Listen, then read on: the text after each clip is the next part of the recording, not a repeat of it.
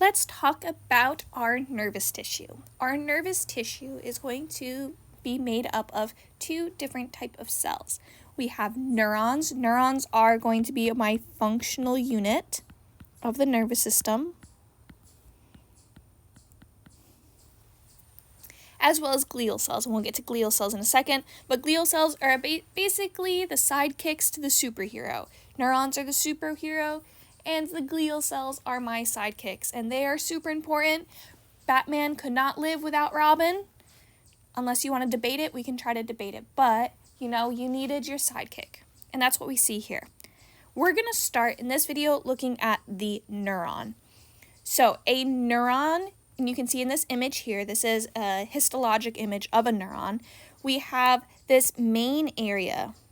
This is our cell body of our neuron. We call the cell body of the neuron a soma. So in my drawing of that neuron right here, this body that we see in here, this cell body is known as the soma.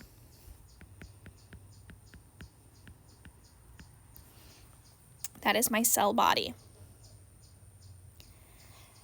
Information from the outside of my neuron comes inside, so that is through messages. The information that are messages from one neuron to another is going to come into the soma via dendrites.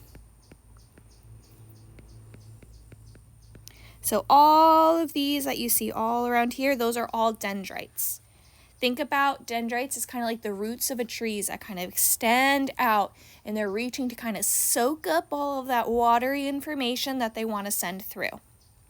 Information comes in through the dendrites, goes in the soma. We have like a nucleus, we have mitochondria, we have endoplasmic reticulum, we have all of that jazz. Don't worry too much about that. But the cell body has all the stuff that keeps a cell alive.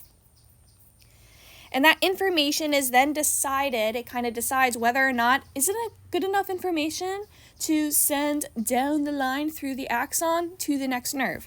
So this whole thing right here, we had the soma up there, this whole thing right here is the axon. The long hallway of how I deliver my information onto the next person.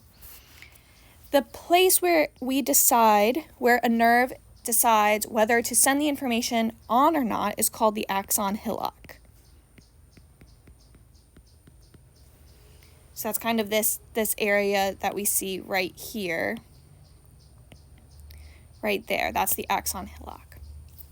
And then, as we travel down the axon, we send information out here at the axon terminal.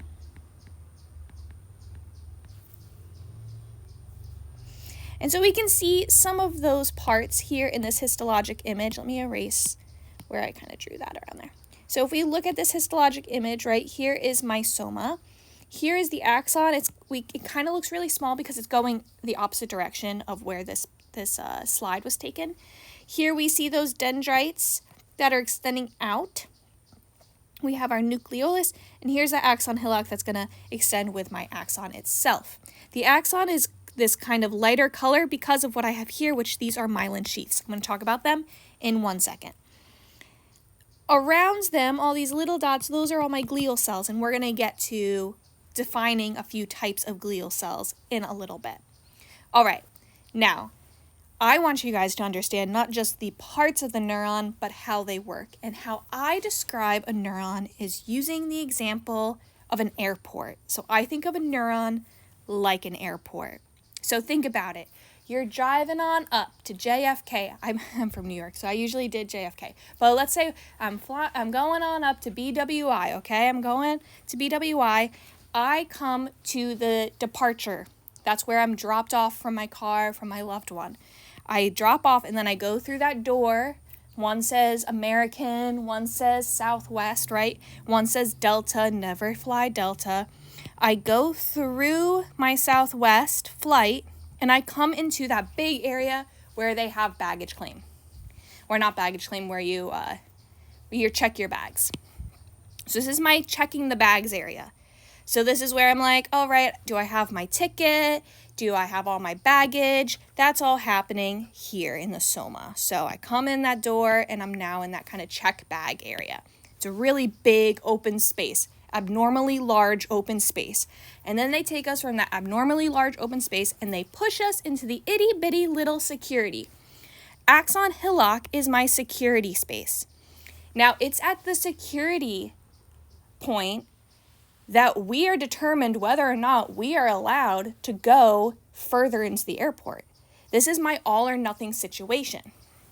So how this works in relation to an actual message is that we have a lot of messaging or chemical reactions happening to the dendrites themselves. So maybe this one has some positive information, and then over here I have some negative information. I see that those colors should be swapped, but we're not going to do it.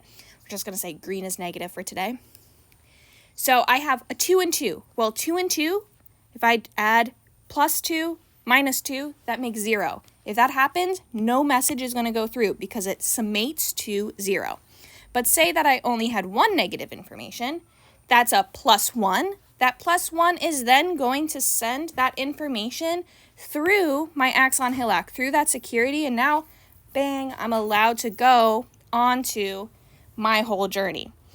So that's the axon hillock. Think of it like the security system, the security part at the airport.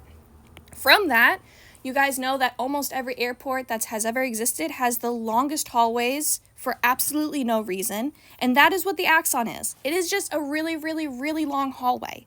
But God's gift to man were those flooring things that let you move faster, and it is a sin to just stand on them. You need to walk on them, and that's exactly what these are. These are your myelin sheaths. So if I were to zoom into my myelin sheath, if we zoom on in right here, this is that long hallway. So this is my axon. And these myelin sheaths wrap around that axon. And when information comes through, the specific information is sodium coming into and out of the axon itself. That's how it pushes the information through. That sodium comes in, but sodium is really scared of the dark. So sodium comes into this myelin sheath and it goes as fast as it can past the myelin sheath so that it can come back out. And then it goes back down and it goes as fast as it can through the myelin sheath and it comes back down. So what this does, what the myelin sheaths do is it propagates the signal so that you go faster. So it's kind of like in the airport where you go on those little floor escalators and you're kind of going a little slow, then you go super fast, and then you go slow, and then you go super fast, then you go slow, and so forth. So that is what myelin does. So neurons that have more myelination are going to have signals move faster. Ones without myelin are going to have information move slower. Now, I take the longest hallway that's ever existed, and where do I end up? I end up at my terminal, right? I'm at this gate. I end up at my gate, and that is what the axon terminal is. That is what our terminal is in the airport, and that's where we get on our plane, or we leave our axon, and we go on to the next cell. And this process happens again at the next cell, and so forth. So that is how I like to describe the physiology of how messages or how neurons send information from one to another. So think of an airport. I hope that helps you understand the different parts of the neuron as well as how they kind of all relate to each other. In the next video, we're going to look at our glial cells. So the glial cells, like I said, are the sidekicks to these neurons. And we will be defining